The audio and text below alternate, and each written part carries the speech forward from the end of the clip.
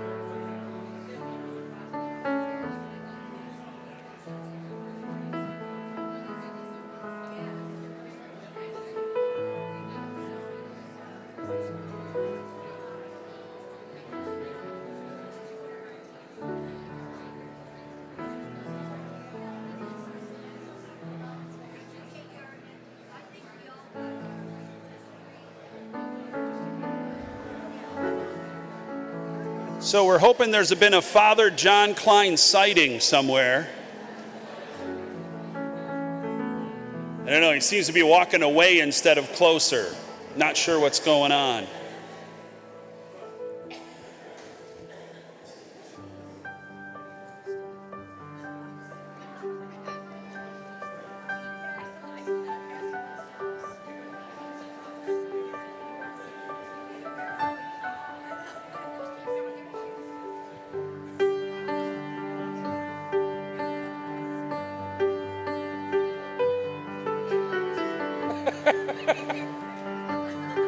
That's very appropriate music, Ben. You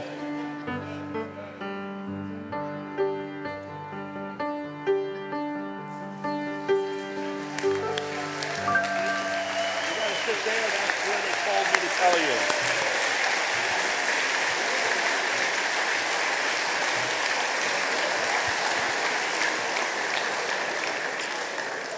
All right.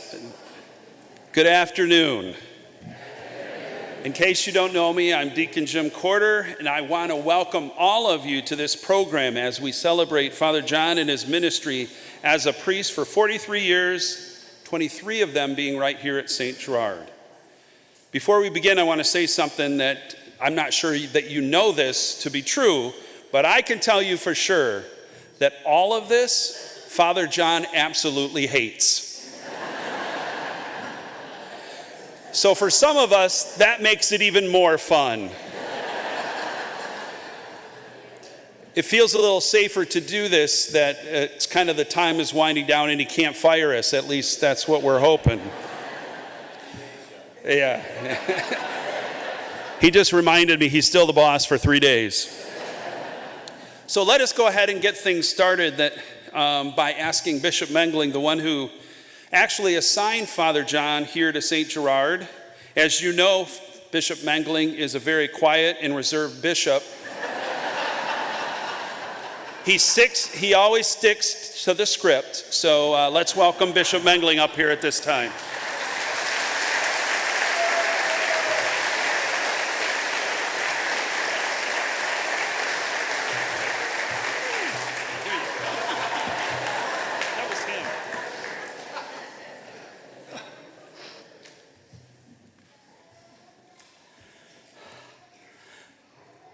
Happy Father John.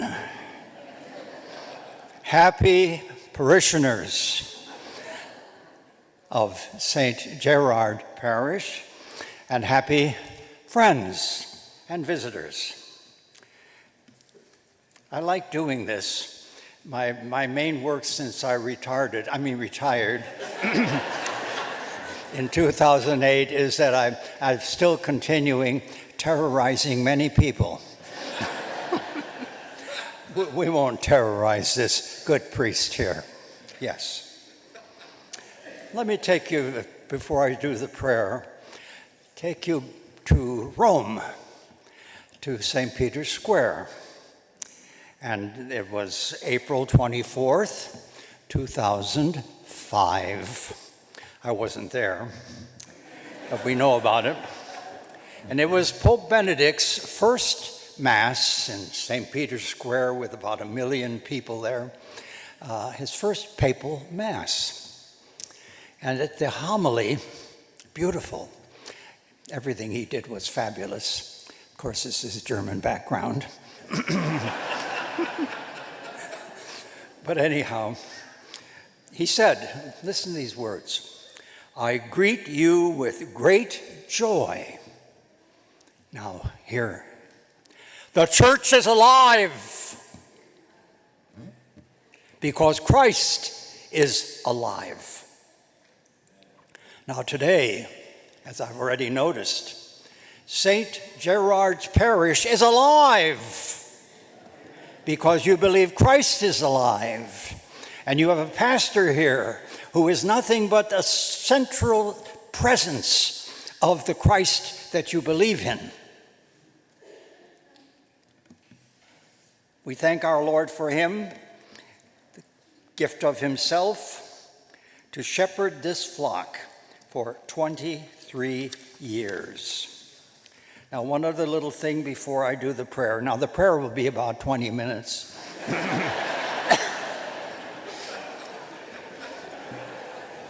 I have to tighten this. You know, I have a bag here, and the bag is causing problems, and my pants are falling down. But there's a beautiful, and I'm calling all of you just 2 little verses that are dynamite. And I want you to do the refrain. Now, whoever doesn't sing will be put to death immediately. Yes. 2 little verses. And I want you to do the refrain. Are you with me, everybody? You all know this song from 1942. That's the year I was confirmed. So we're ready. And this is for Father John. I'll be loving you. Always. That was crummy. You didn't like that, did you? Typical Catholic. I'll be loving you always, with a love that's true. Always. Cut. In the name of the Father, and of the Son, and of the Holy Spirit. Amen. They do know how to make the sign of the cross. Did you notice that?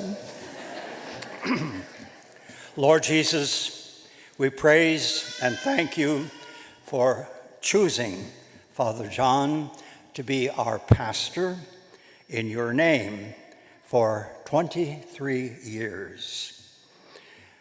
Oh Lord, you have graced him with a strong and dynamic faith. Is that right, everybody? Yes. You have given him a reverence for the sacred. Yes. You have given him a creative and on fire zeal. Yes. You have given him a people-friendly heart. Yes. You have given him a great love for St. Gerard Parish. Yes. This is what I say to the Lord, because I was his bishop too. Not two, no, I wasn't anything else, just bishop. He loves being a priest. Yes. His heart is in it. Yes. He's a happy priest. Yes.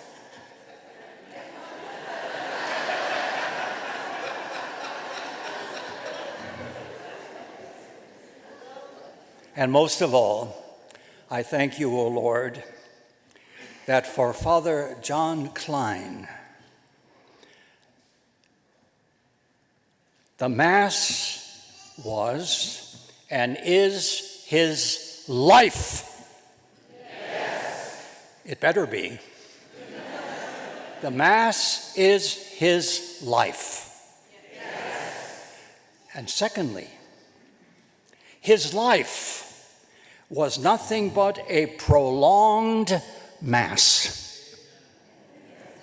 No? Well, sure, otherwise he's worthless. So I thank you, Lord, and I conclude with this beautiful praise. You have, above all, Lord Jesus, given us a Eucharistic priest. Amen.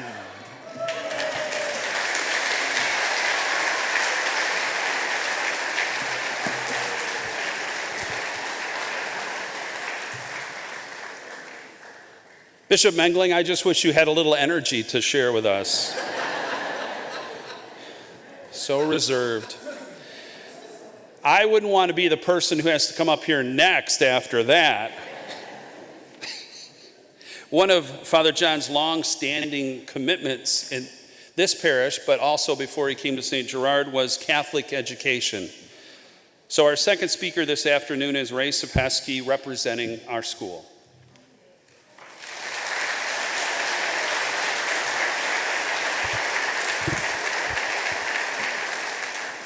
Good afternoon. My name is Ray Zapetsky, in case you don't know, and as principal of St. Gerard School this past year, it's been my honor to speak on behalf of the staff, families, and students of St. Gerard School. First of all, I want to congratulate you on your retirement as pastor of St. Gerard Parish. You have been a faithful shepherd to the St. Gerard community for the past 23 years, and we want to thank you for your service and dedication, especially to the students and staff of St. Gerard School. From the beginning of your tenure as pastor, you have always been a staunch supporter of Catholic education in general, and especially an enthusiastic supporter of St. Gerard School in particular. All of the staff, students, and families who have been a part of St. Gerard School over the past 23 years have been blessed to have a pastor who has made sure that all the children of St. Gerard Parish have had the opportunity to have a Catholic education, especially the kind of Christ-centered Catholic education that has been a tradition at St. Gerard School since its inception. A simple thank you cannot completely express all the feelings and emotions that I know many of us have for you as you depart from your position as pastor. Please know that our hearts are filled with eternal gratitude and appreciation for all you have accomplished as pastor. We wish you a retirement filled with grace and peace. In Psalm 92, verses 12-14, it says, "The righteous will flourish like a palm tree. They will grow like a cedar of Lebanon. Planted in the house of the Lord, they will flourish in the courts of our God. They will still bear fruit in old age. They will stay fresh and green." I always remembered from your homilies how much you treasured the idea of the image of a pastor as a good shepherd. Therefore, we thought it was only fitting that we honor you with a beautiful statue of the Good Shepherd that will be placed in an appropriate place on the school or parish grounds. Unfortunately, the statue has been delayed in shipping and will have to be unveiled at a later date.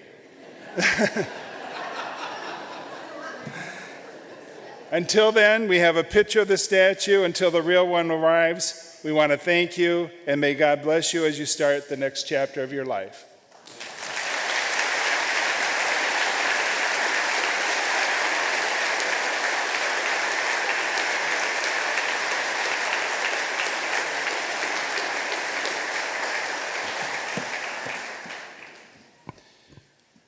I think it's actually bigger than what you see there, Father John. I'm pretty sure. Maybe this bit, no. Our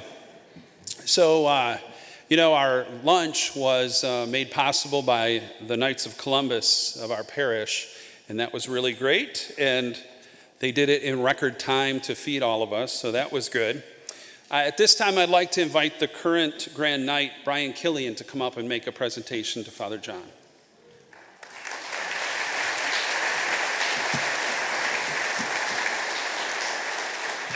Thank you, Deacon Jim. As you know, I'm Dr. Brian Killian, and I am Grand Knight for Council 788, Richard Council. Before I begin, I need to ask a few of my brothers to come up and share the load with me.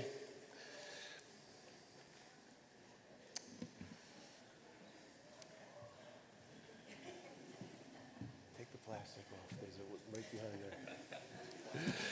The Knights of Columbus. We have three principles: charity, unity, and fraternity. The brothers who join me up here are showing a principle of unity. The council brothers and their families working together, preparing today's lunch and exercise the principle of charity. And in a moment, when we recognize Father John, our council's chaplain, will gratefully exercise our third principle of fraternity. I invite any Catholic man in our audience, 18 or above, who may have an interest in the Knights, who want to know how to practice the order's principles and the good works that we do, please don't hesitate to come up to me or any of the other brother Knights at the end of this and we'll get you started on a journey of really helping others. Would you please give a hand to those men and women and families that really put all that food together for us? I want to thank. If you could have saw yesterday, we put 1,150 sandwiches together, or box lunches together, and there were no less than 50, I think 70 people here yesterday. Many hands make light work, and boy, they were done in no time, and I think it really turned out really well. And that's a testimony to how many people love you, Father John, because they just wanted to serve you.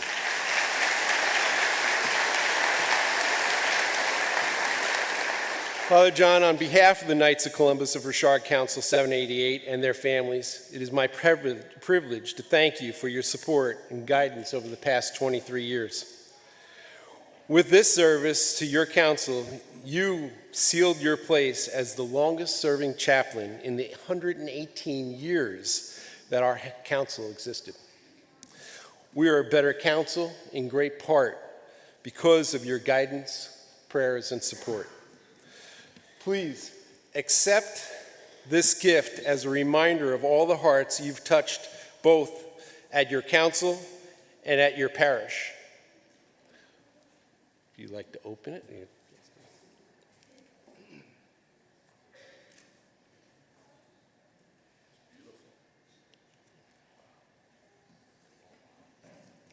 You've touched many hearts, and we appreciate that.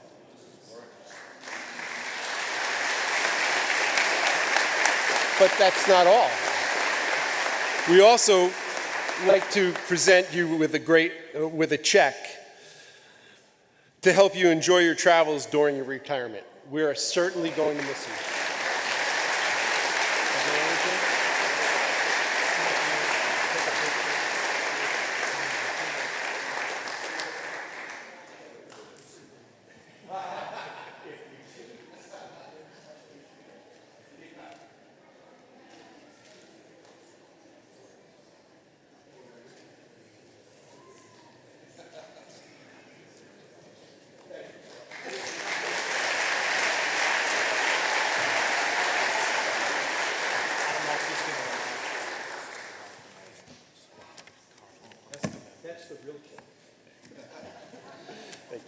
I was nervous. I was afraid Father John was going to have to take that big check in to the bank. I was going to follow him in and see how that happens. But anyway, so thank you, Knights of Columbus.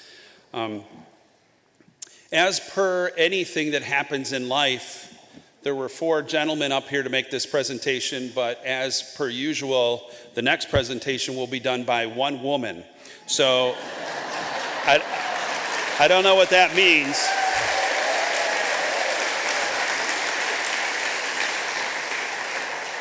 Hopefully my wife didn't hear that one. Anyway, Women of St. Gerard has been a vibrant ministry group in our parish for many years. Please welcome Michelle Hart, the former chair of the Women of St. Gerard.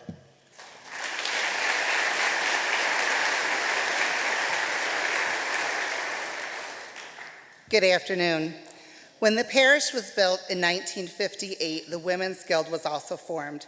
It served as a way for women in our parish to get involved socially, spiritually, and charitably. Through fundraising, the Women's Guild supported the purchase of bread and wine for Mass.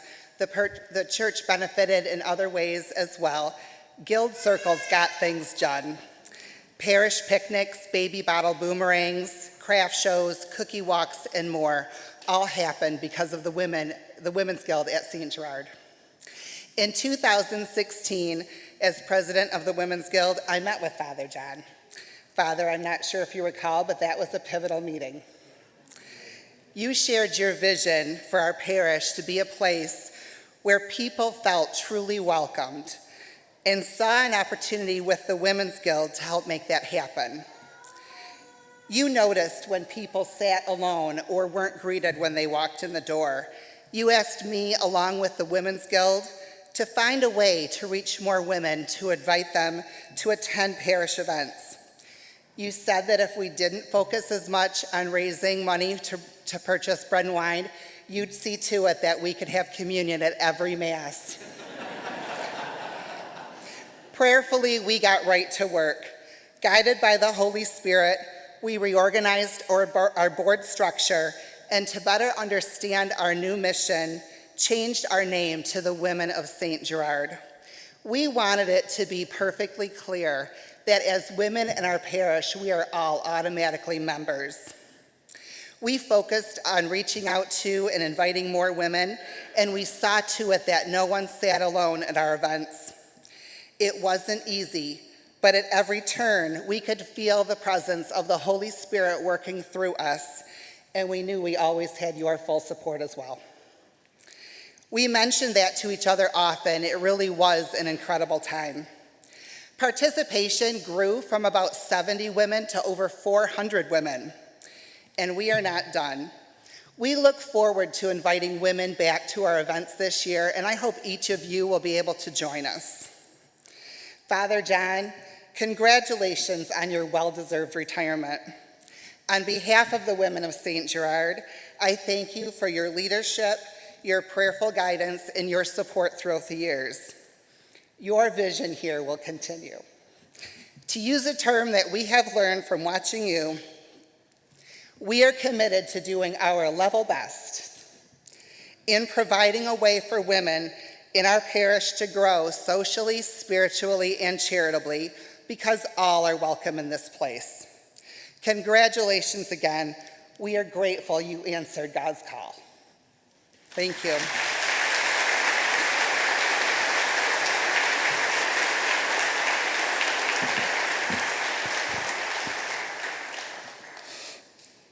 We thought it might be interesting to hear a story of Father John during his priestly formation. You know, if you looked at some of those pictures back there, I don't know, I didn't know if it was a pose for GQ or one of those other books, but the ladies were like, who's that guy with all that dark hair? So anyway, for what it's worth, we thought hopefully we could get some dirt on Father John during his time of formation. So one of Father John's classmates, Father Mike Driscoll, is here to share some of his thoughts with us. I hope he won't be too nice.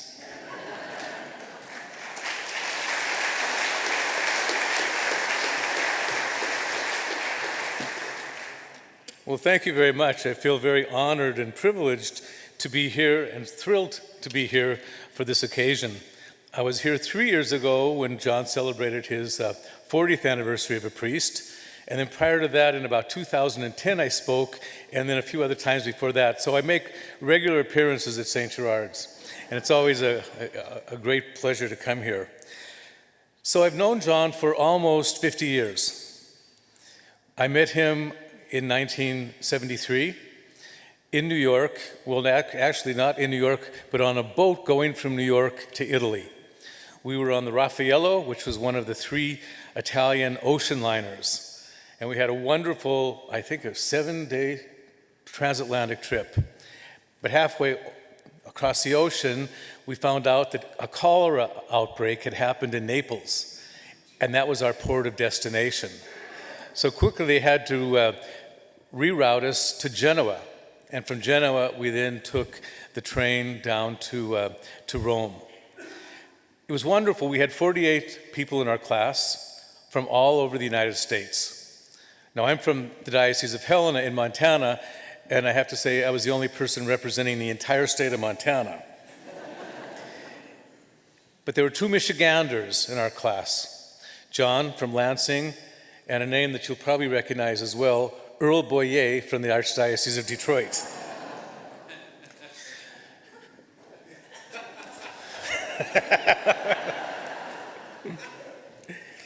So John was one of the first people I met on the boat, and I was a little bit nervous because I had never been to the seminary before, and I was wondering, was I going to measure up? But after meeting John and the kindness he showed, I felt like things were going to be just fine. We lived on the same floor, just a couple doors apart from each other, for 3 of the 4 years at the North American College, which is on the Janiculum Hill in Rome, overlooking St. Peter's. So you can imagine, to have a beautiful view of St. Peter's Dome for a 4-year period. It was lovely. And of course, John and I then studied at the same university with the Jesuits at the Gregorian University. We both bear scars from that period. And then in our 4th year, we got to choose a different specialization and go to other universities of our choice. So in 1977, our 4 years were up. It was time to come back home for ordinations. Well, except for the Michiganders, because the Michigan bishops had decided that the seminarians in Michigan would spend an extra year as a deacon. And so I came back and I traveled around the country going to ordinations of my classmates, crisscrossing the country. And then I finally got home at the end of July for my August ordination. And of course, there were only 2 people left in the class who hadn't been ordained, the 2 Michiganders. And so John and Earl Boyer were the 2 deacons at my first Mass. Then we got to go to, we went to Glacier Park for about a 5-day period. It was one of the coldest Augusts that I've ever experienced in Montana. But we had a lovely time anyway. So let me see where I'm at now. Oh, so then the following year, the following May, I came back for John's ordination. And the ordination, of course, was at the cathedral in Lansing. And then the first Mass was at Fowler, Michigan. And I had never been to Fowler and also the neighboring community of Westphalia. And so there I learned just how German John's family was. I remember meeting his father for the first time out in the fields. It was a sweltering, sweltering hot day. But his father looked just like a German farmer, just a lovely person. And then meeting his mother, she explained that she was also from a German family, and their name was Königsknecht.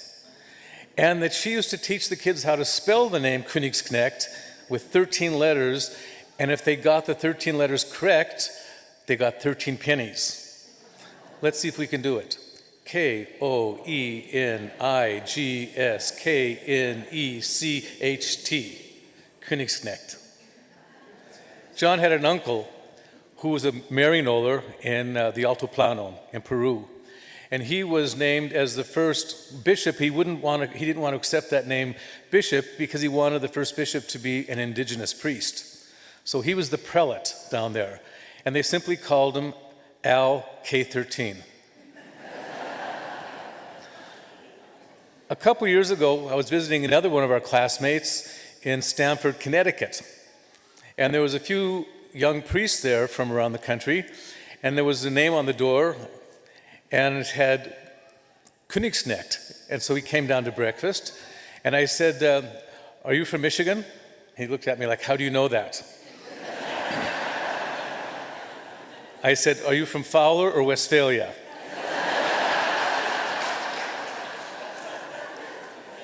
And then the 1, 2, 3 punch was, are you related to John Klein?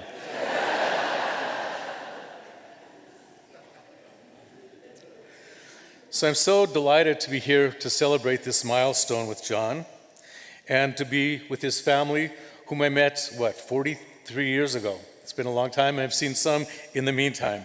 But it's wonderful to see all of John's siblings once again. And we remember also John's brother who was passed away, his brother Jake, who is with us in spirit, I'm sure.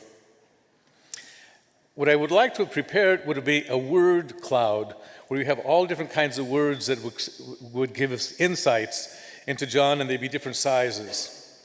The words that would be, I think, the largest words in this word cloud would be visionary, tenacious, loyal, pastoral, commonsensical, dependable, and spiritually and theologically deep. But the big word that would be right in the middle would be a German word. It would be the word fleißig, which means industrious. F-L-E-I-S-I-G.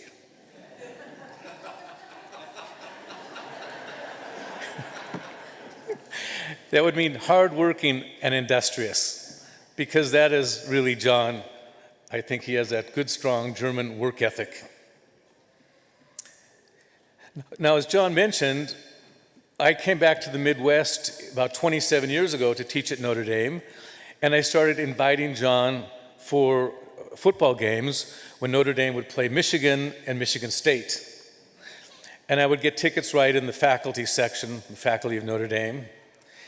And just to reassure you that John never caved in, never turned his back on the blue and the mace, or the green and the white, to join the blue and the gold, John would always stand up very proudly and sing the Michigan fight songs,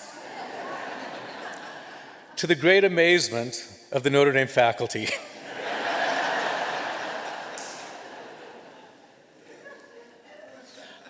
Of our classmates, of the 48, 28 of us are still involved in active ministry and 9 are deceased.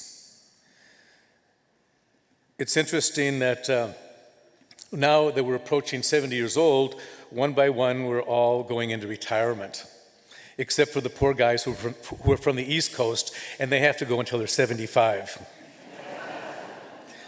But I suspect that some of them have entered into early retirement anyway. But when I was going into retirement a couple years ago, somebody reminded me, they gave me a good piece of advice. They said, remember, you have to retire to something, not simply from something.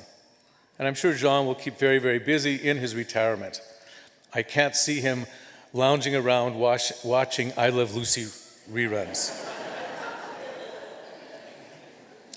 And so, John, with all the people from St. Gerard's and all those from Flint, Michigan who've come to join you today, we said, you have done mightily well, our good and faithful servant. Enter this period of your life with great joy. Thanks.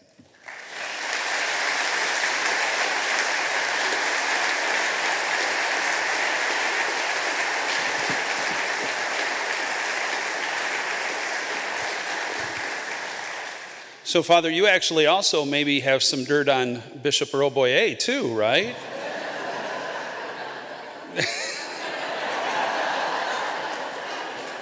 You know, we're live streaming this, Father John. Okay.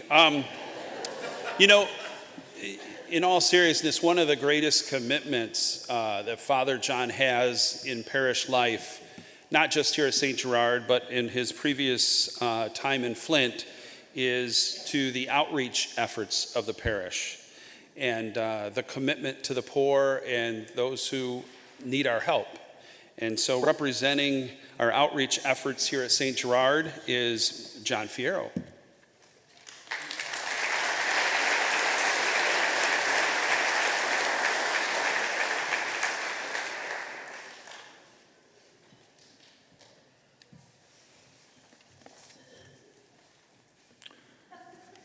I've been asked to speak on behalf of the Social Ministries Commission, our social outreach ministries. These are the corporal works of mercy in action here at St. Gerard. Parishioners visit the sick, the homebound, the imprisoned, they feed the hungry, shelter the homeless, take their glasses off when they're reading, welcome the poor and lonely, and more. Our social ministries directory provides a lot of information. If you feel called, please pick up a copy at the office and see where it leads you. There's rich bounty in the St. Gerard area, but there's also great need. So let's just make sure that no one entrusted to our care is ever forgotten. Father, I'm sure everyone here, with maybe one exception, hoped this day would never come. We'll miss you terribly. I looked hard for words to tell you just how much we love you and appreciate you and how much we'll miss you. I've borrowed the few words of a few others to help tell you just how we feel, so I'll share 3 quotes. This first one I read just last week. This comes from a gifted contemporary writer. He said, "How blessed are those who have fathers and father figures invested in them. The impact that a dedicated, loving, faith-filled man can have on his children is inestimable." And as you know, Father, this was written by you. The impact that a dedicated, loving, faith-filled man can have on his children is inestimable. And Father, your impact on us has been inestimable. You are the definition of a dedicated, loving, faith-filled man. The second quote I read many years ago, I can't remember how long ago, I read it in a secular newspaper, but I believe it's from the Catholic media. I don't know the author, but it's entitled The Priest. A priest is a sharer of secrets, the carrier of burdens, the fountain of consolation, and the pillar of strength. Solitary, he's called Father. Poor, he enriches the lives of thousands. Weak, he gives strength to thousands. Unimportant, he does things each day whose importance cannot be told by any language on earth. He's never too busy to hear another's sorrows, but often too busy to realize his own burdens. He's a 24-hour-a-day man. He's called from his dinner, awakened from his sleep, disturbed at his prayers. He's at the beck and call of any of his people. He's the target of God's enemies and the magnet of God's needy. Occasionally he attracts attention, but usually he works unnoticed and unacclaimed while he does the noblest work on earth, keeps Christ in the lives of people. So Father, 24/7, 365 for the past 23 years, through 9/11, through COVID and good times and bad, you've always kept Christ in our lives. You're our good Samaritan. You're our good shepherd. You're our servant, our pastor. You are our Emmanuel. Finally, in her book, The Brave Art of Motherhood, Rachel Marie Martin made an observation I'll close with. She says, there's a powerful moment when you exhale and let go of what was, and inhale and embrace the wonder of what will be. You exhale and let go of what was, and inhale and embrace the wonder of what will be. So, Father, take a deep breath, enjoy the moment, and thank you more than we can say. Best wishes for a long, healthy, happy retirement with many grace-filled moments. And if God wills, hopefully plenty of those moments will be here at St. Gerard's. Godspeed.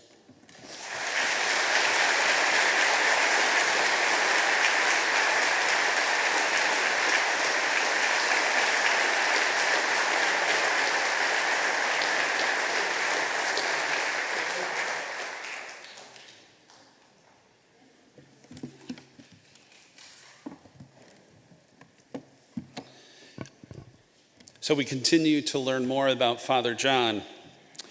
We thought perhaps if Father Mike was polite and didn't share with us any dirt, who else could we get to get some of the dirt? So then we thought, who better than a brother? So at this time, I'd like to invite Father John's brother Bill to come forward and share with us about Father John.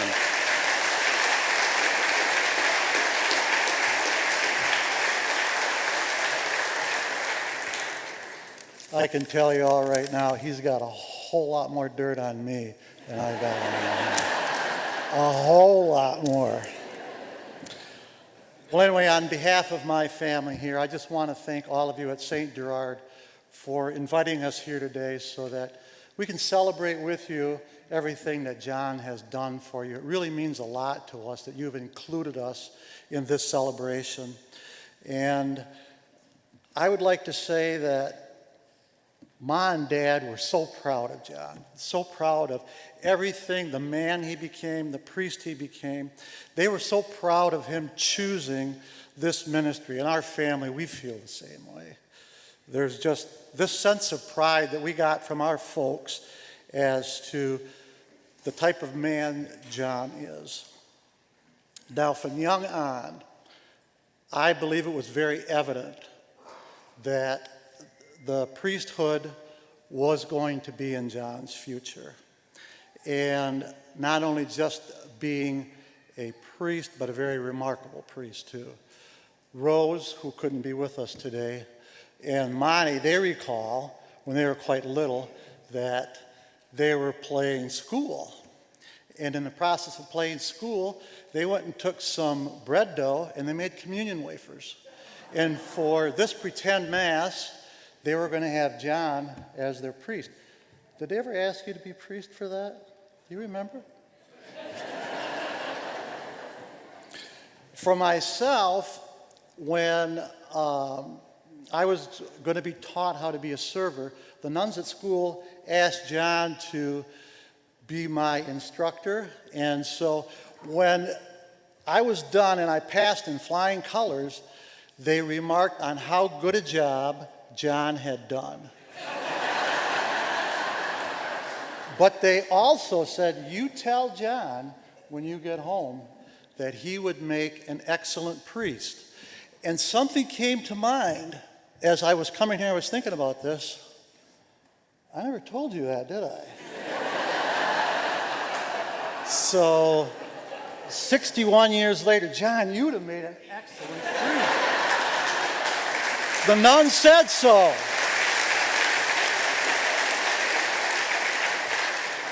So what was evident to some people early became very evident as John got older and then became a priest.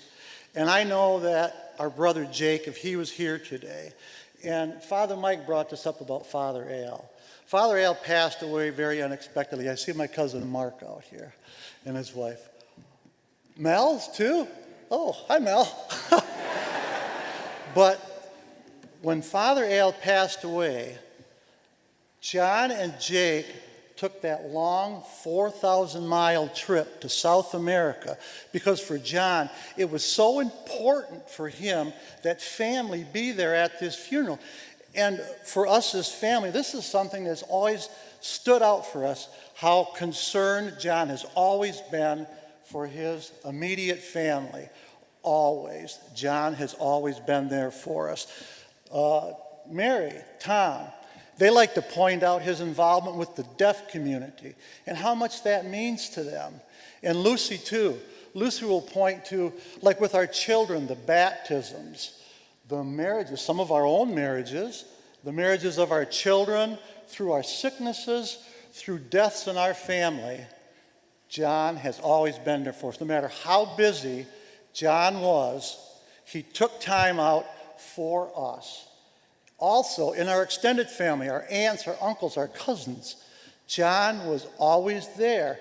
And we know that this man doesn't do a whole lot, does he? I mean, as busy as this guy was, his family, his immediate family, was always first in his mind, and then his second family, all of you, his extended families. So, John, from your family,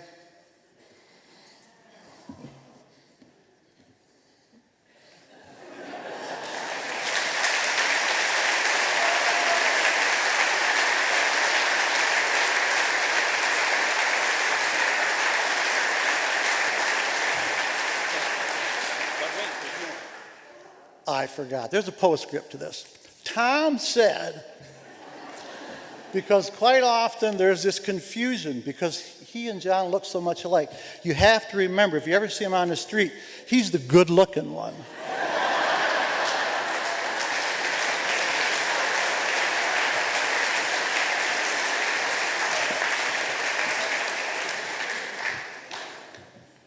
So, St. Gerard has been a very good neighbor in Delta Township, and for his 23 years of being our pastor, the township supervisor, Ken Fletcher, would like to come up and present something to Father John at this time.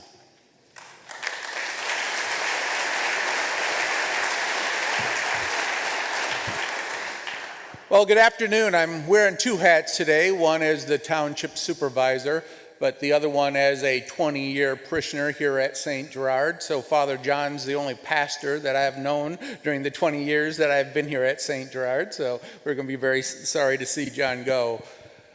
But as township supervisor, I always say you cannot have a strong community without strong churches. And that really is true. You look at the great work and the great things that the churches of our community does, and just look at St. Gerard as an example. Whether you're talking about the holiday meals that make sure that people don't have to spend the holiday alone, or you look at making sure that kids don't have to go without Christmas presents with our toy drives during the holidays, or you look at the work that St. Vincent de Paul does year-round, making sure that people have enough to eat through our food bank and through the other activities that they do, Now, all of that great work obviously takes a lot of people and a lot of hands, but it also takes great leadership. And Father John has provided the leadership to this parish, and as a result has provided great leadership to our community and has contributed a lot to our community as well during that time period. Now, when I tell people that I belong to St. Gerard, a lot of times I have heard, you know, that's such a big parish. Don't you find it's just a little too big, too impersonal, not really something that you can really feel connected? And I can honestly say during my 20 years as a parishioner, I never felt that. Never felt that at all. And it can be because of the little things, such as Father John taking the time to, learn the names of his parishioners, or it's because of, the effort that goes into making sure whether or not you're young or old, married or single, man or woman, there's programs, there's groups, things for you to get involved with, things for you to be active in, so that you are never felt like you are lost in a big crowd here by being part of St. Gerard Church. That comes from leadership, having the proper leadership, and having Father John as a leader to help guide all of that during those 23 years. Now, I know my family as a parishioner, we will always be grateful to Father John and remember him for a time that happened back when our second child born, my son Bobby, was born. Within a couple of weeks of his birth, he developed RSV and ended up in the pediatric intensive care unit at Sparrow. And things were going really poorly for him for a time. And I remember it was Holy Thursday, and we realized our son, since he was only a couple weeks old, had not yet been baptized. So I called the parish to see if we could get somebody to come to the hospital to baptize him. And Father John came himself. He did not ask anybody else to come do that. He came himself on Holy Thursday, which we all know is a very busy time as you're starting that Easter season. And he dropped what he was doing and he came to Sparrow because a parishioner needed him to be there. So we are forever grateful for that. And I think it is fitting that that took place on Holy Thursday, because Holy Thursday was the night that Jesus established the sacred priesthood. And I have a feeling that when he did that, he had good men like John Klein in mind to continue his mission and his work here on earth as he returned to heaven. So for that, as a parishioner and as the township supervisor, I'm greatly thankful for your service and the fact that you said yes to God's call to serve him. So with that, I'd like to read a resolution of tribute that was adopted by the Delta Township Board last Monday night at our meeting. And it says, whereas Father John P. Klein came to St. Gerard as the third pastor of the church in 1998, faithfully serving his parish and the residents of Delta Township for 23 years. And whereas Father Klein was integral in growing the congregation and expanding the church, in 2004, under his leadership, the sanctuary building was expanded, along with adding a parish center and expanding the school to accommodate the growing number of congregants. And whereas Father Klein was also a driving force behind the addition of the Rosary Garden to the parish campus in 2007 and shepherded the parish through its 50th anniversary celebration, a year-long community event in 2008. And whereas throughout his tenure with St. Gerard Catholic Church, Father Klein has not only been a great spiritual leader for his own congregation, but has been a great community leader and an active member of the Delta Township community as a whole. And whereas Father Klein is an inspiration, promoting community unity and outreach by supporting numerous local organizations in their missions to serve the public, now therefore be it resolved that on this 21st day of June 2021, the Delta Township Board wishes to recognize Father John P. Klein of St. Gerard Catholic Church for his service to the citizens of Delta Township and wish him well in his retirement. And that we do, Father John.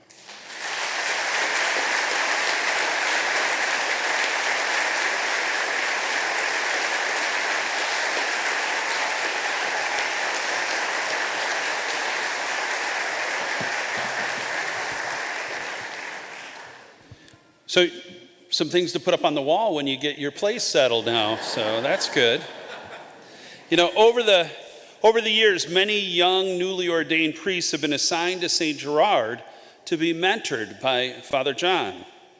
However, none of those young priests are available today, so we thought we'd ask Father Joe Krupp to come forward and share some things with us.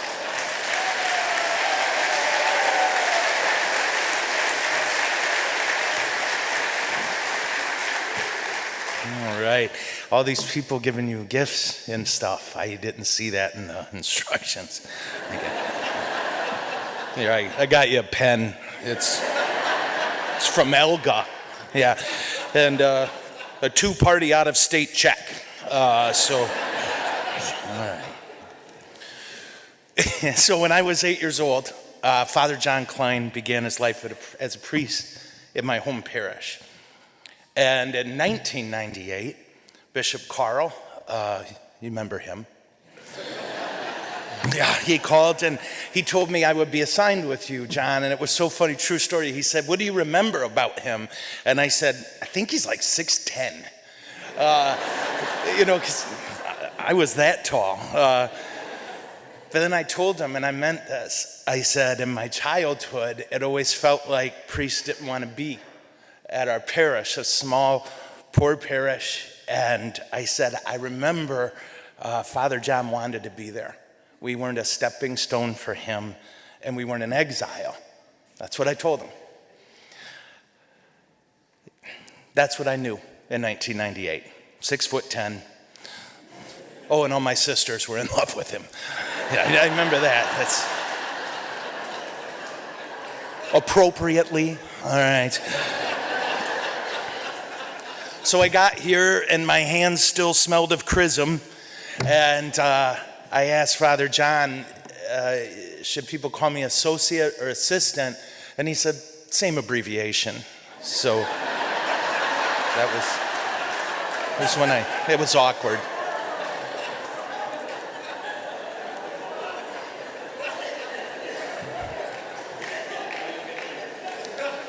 I left 2 years later, and he asked me to do 3 things, right? He sat me down, and we had this beautiful talk. First, he asked me to quit smoking. I did. Yep. Second, yeah. But I got fat. All right. So he said, please quit smoking. I did. And he said, you're a good preacher. Never be content. Work really hard at it. And I did. And then he said, quit swearing.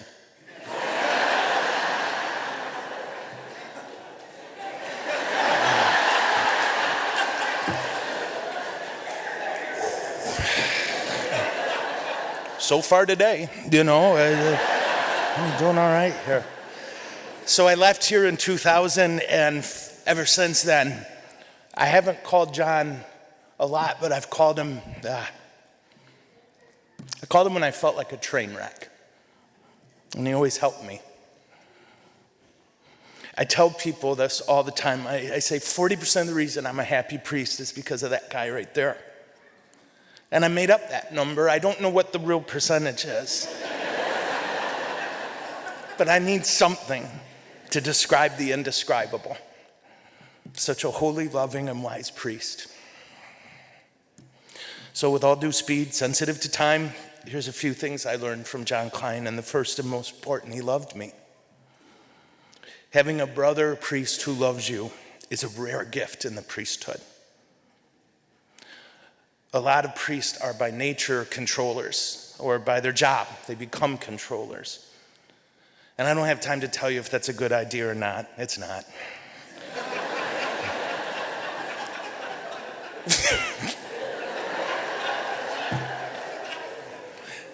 This is Rinker's fault. He told me I didn't have to stick with the time limit. Where's Rinker? All right.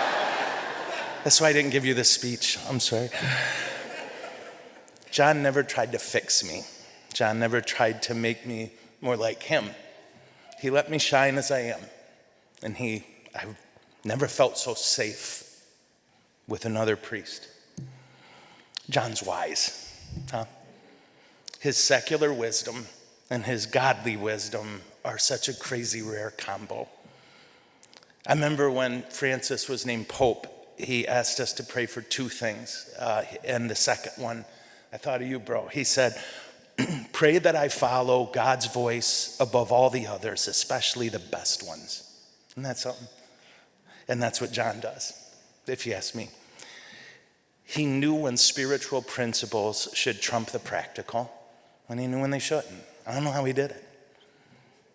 John's joyful. I was blessed to see right away that beautiful balance of gravitas and joy. He has a mighty presence, doesn't he? He's got a steady presence. And I'm an up and down guy. That helped me so much. His very presence, I felt more confident, you know? But even with that booming laugh, that ability to find any light in the darkness, and I got tons I want to say, but I got to move, right? But John, I thank Jesus for you every day. You've been a bright star in my life, a man of holiness and love and joy and wisdom. This room and the halls of heaven are filled with people who are grateful for you. I don't know if any of us can tell you how much you mean and walk away and go, that did it. You were there for a lot of us in our worst moments, and you never asked anything back except that you know you're doing what God made you to do. I love you, I honor you, and I thank Jesus for you. I promise I'm going to continue to do my best to imitate your fidelity, your wisdom, your gentle strength, and your holiness. Thank you, brother.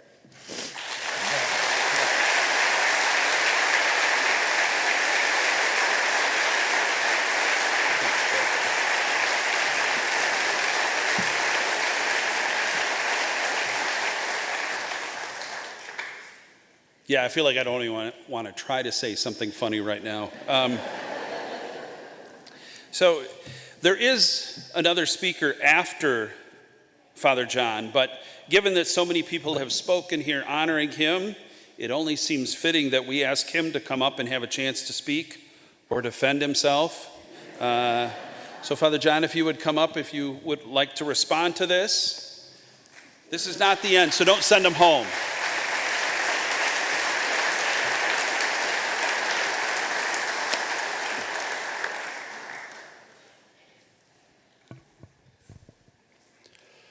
Why don't I just tell one Joe Krupp story? That would be awesome. We were approaching the first Lent that he and I were here together, and Joe was interested in how we went about getting the ashes for Ash Wednesday. And we were collecting palm branches, which is what we do, and then they're burned, and then on Ash Wednesday they're distributed. So Joe decided that he wanted to be the one to burn palm branches, which was fine. Usually the maintenance guys did it. And I had to give him something to do. So this was before there was a parish hall. The rectory was right over there, and there was this little courtyard. So Joe goes out there with the palm branches, and he's got this big tub, and he's going to burn the palm branches. He starts to burn the branches, and it starts to rain. So he's burning the branches, and he's standing there smoking. He's got a beer going. And the palm branches are burning a little bit. When he's all done, however, though the branches have substantially burned, they're also wet. So he's got mush. So Joe has an idea. He put the mushy ashes on a couple of cookie trays, and he put them in the oven. He was going to dry out those ashes. They get all done, however, they're clumped. Some of us might have seen that coming, actually. So Joe has another bright idea. He gets out a colander, and he's going to sift the ashes. However, the colander is plastic. And he burned a hole, of course, through the plastic colander, and we still had clumps of ashes. Fortunately, in the sacristy, there's a coffee tin that's called Father Weber's Ashes.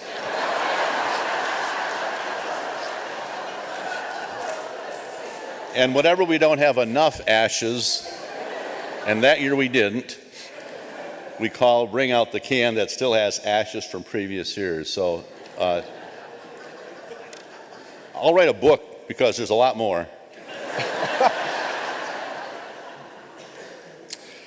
I am so grateful for those of you that made presentations, and all of you represent very significant pieces in my life. And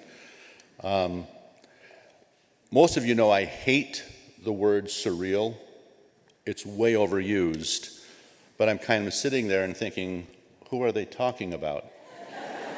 Is this real? Should I pinch myself? But I am really grateful to all of you and to all of you for being here. When St. Gerard celebrated its 50th anniversary, there was a big dinner over at that hotel that's changed names about 5 times. Anyway, we had a really nice dinner, and at the dinner I read something that became important or significant to me, and it's a little bit about the fact that I was connected to St. Gerard long before there was a St. Gerard parish and long before I came here. I think it might have been around the time that my dad died in 2006. Mom was dishing out stuff, and she handed us, I think it was then, something called the St. Gerard Bulletin. Do some of you still have that, brothers and sisters? And it's the November 1956 issue. So there was no St. Gerard parish, but there was a St. Gerard Bulletin, and apparently my parents were connected to it. And in this bulletin, Mom wrote a letter of thanks, and I want to read part of it, because she was praying to St. Gerard long before I even knew there was a St. Gerard. She says, "At last I am writing my long overdue letter to give thanks to the Blessed Virgin Mary and to St. Gerard for what they did for my husband and me. Before my marriage, my doctor told me I had only a fair chance of ever having children. I had been doctoring for several years, and although none of my organs were removed, they had been greatly weakened by my long illness. He also said that if I would ever become pregnant, I would have to be doubly careful during the first 4 months. Immediately, I started praying to St. Gerard and Mary that I would be blessed with at least one child. Through their intercession," now she's writing this probably at the end of 55, it was published in 56, she said, "Through their intercession, we were blessed not only with one, but 5 healthy, normal children, as enclosed in the picture." There's a picture of the first 5 of us. 3 more came later. She said, "I threatened to miscarry with 4 in the early months of pregnancy, but always managed to carry them through. The children's ages range from 8 months to 5.5 years. My husband and I say a prayer to St. Gerard each night, either in petition or in thanksgiving, as the case may be. I also wear his medal and would feel lost without it. St. Gerard may be the reason I am here on this earth. And I'm grateful for the faith of my parents and their confidence in our good St. Gerard and his intercessory efforts that brought me to this earth, but my wonderful 7 brothers and sisters. And again, St. Gerard has been a part of my journey even before I was born. I suppose it's a way of saying that it might have been in the cards long before I was born and before I even knew who St. Gerard was, that one day I would be here. And when Bishop Mengling came to St. Agnes in Flint, a place I dearly loved, and knocked on the door of the rectory and asked me to come here, I answered the call and came here. And, you know, I can't tell you the blessings this has been. I've never had a bad assignment.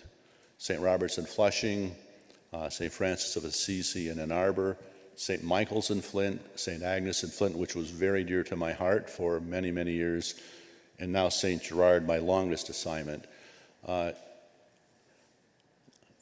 There's nothing about this place that hasn't been a blessing, and you folks have been so supportive.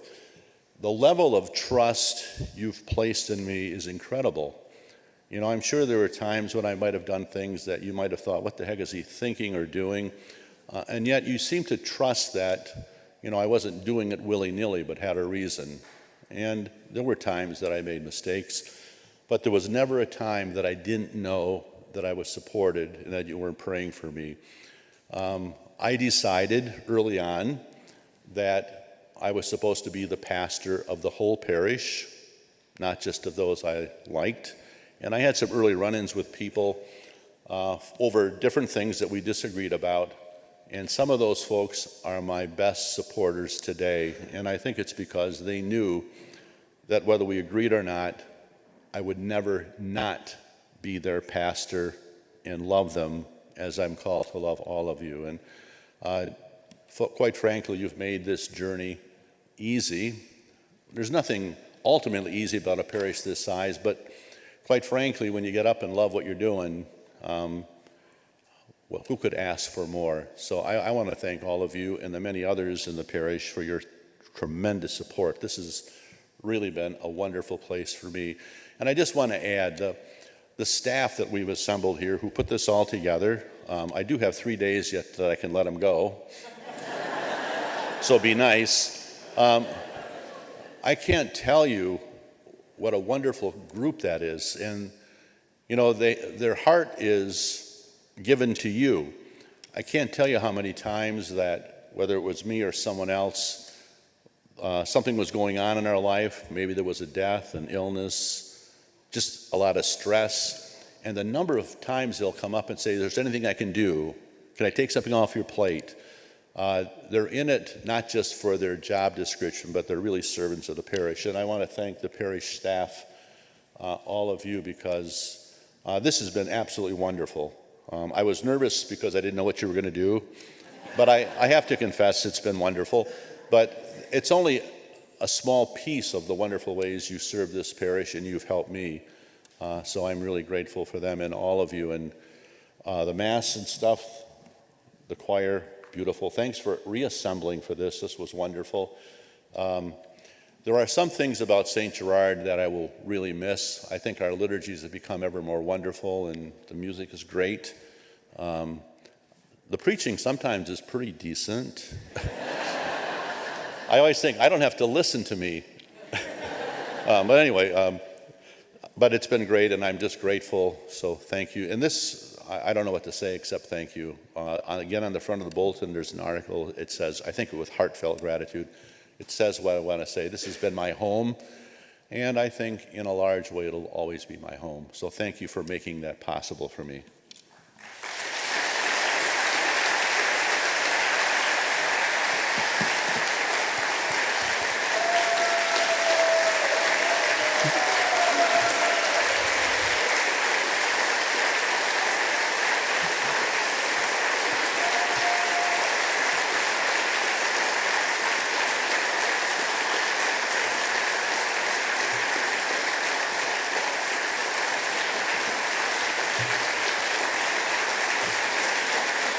There's more.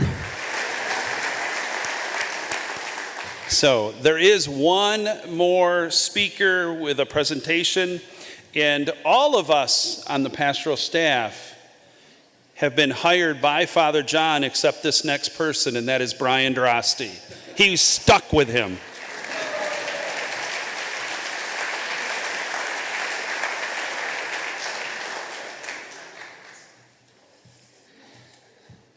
Good afternoon, and as John would say, he wants me to land this plane and get this thing over, so I'm going to do the best I can with that.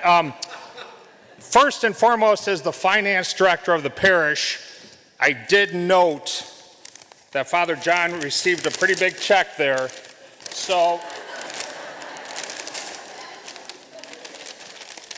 Father, I've prepared an invoice for you.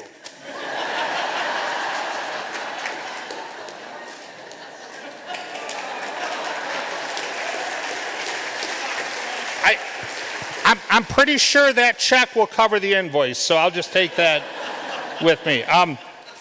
Just before I introduce our Director of Music Ministries for a final close, as Jim said, I've been here a long time being hired by Father Fedewa, and Father John graciously gave me the opportunity to move from youth ministry into the parish management. One thing, and I said this to the staff the other day, is I always appreciated Father John taking that quote from Pope Francis about being a pastor for the smell of the sheep. And I just want to read you that real quickly because I think that's so important. And that's what me as a pastoral staff member, that's how I relate my job to this parish.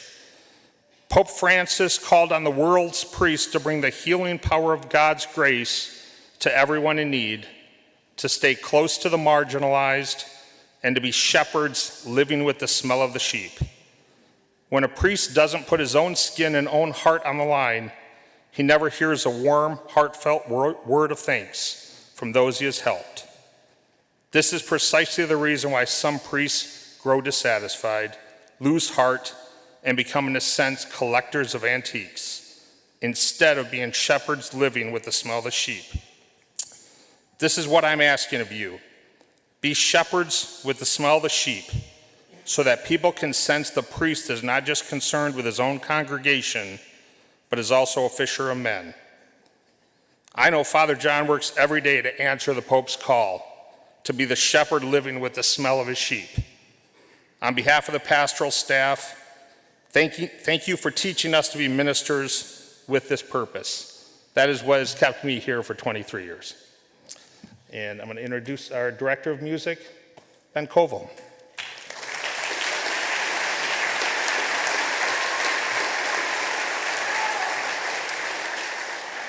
Brian already said my name, so I'm not going to say it again. Father John, after the news of your retirement was announced, I began to brainstorm a little bit what would be a suitable way for the music ministry to honor you in a year where we have had effectively no music ministry. So it was obvious to me that the only proper gift from us would be one that we know how to do best. And thankfully, it is that in the form of song.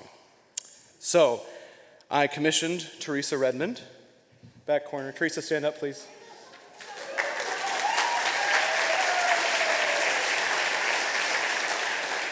I commissioned Teresa Redmond to compose a choral anthem in your honor, sung by the St. Gerard Choir. It is written for piano, voice, violin, and flute, a gift created by one of our own and sung by our parishioners. So I'd like to present you this score signed by the members of the music ministry, and please know of our sincere gratitude of your 23 years to St. Gerard Parish.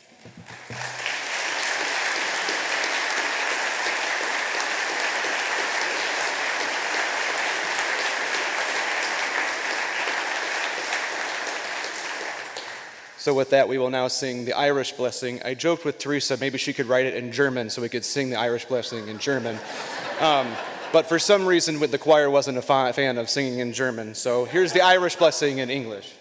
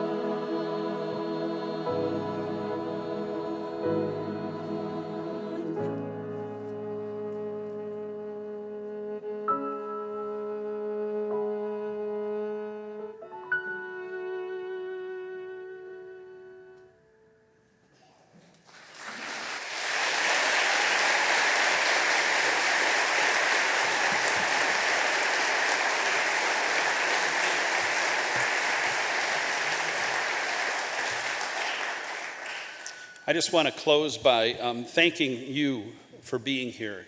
Sometimes it is hard to find those words of thank you, but you being here speaks volumes, I'm sure, to Father John, and I know he's very grateful. I want to again thank the Knights of Columbus for providing lunch, the choir, the beautiful music that they provided, for our speakers today, as we honor a good and faithful servant, Father John. Finally, Father John, when I first got involved in ministry back in the mid-'80s, you were then one of those cool priests that was well-respected and a very approachable person. While that was a long time ago, that has never changed. Your constant presence, not just here at St. Gerard, but throughout the diocese, has inspired so many people to continue to embrace their faith. You have helped so many people, so many of us, to understand who God is and how much God loves us. There are no words that we can use to describe how grateful we are today. So as a community of grateful people, we end this with a heartfelt thank you. Thank you, thank you, thank you. Please join me in thanking Father John.